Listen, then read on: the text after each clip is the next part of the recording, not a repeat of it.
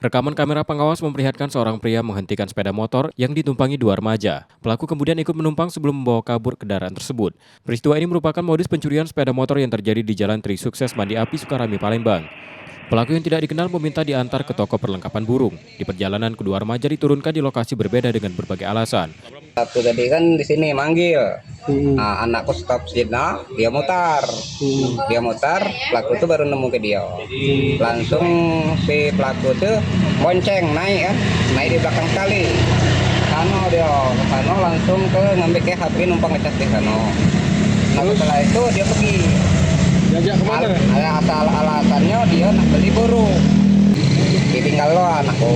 Alasannya dia tuh nak ngambil ke burung. Ngambil ke burung katanya tak terbawa kalau begitu. Anak aku kan ngomong tak galak dia ditinggal itu. Anakku dalam keadaan ketakutan kan tadi terpaksa lah dia tinggal di sana kan. Iming-imingnya apa nak burung, apa nak duit. Nah itu iming-imingnya. Kasus pencurian ini telah dilaporkan ke polisi berbekal rekaman CCTV yang viral di media sosial. Reski Oktora, Puklas Diferensial, Kompas TV, Palembang, Sumatera Selatan.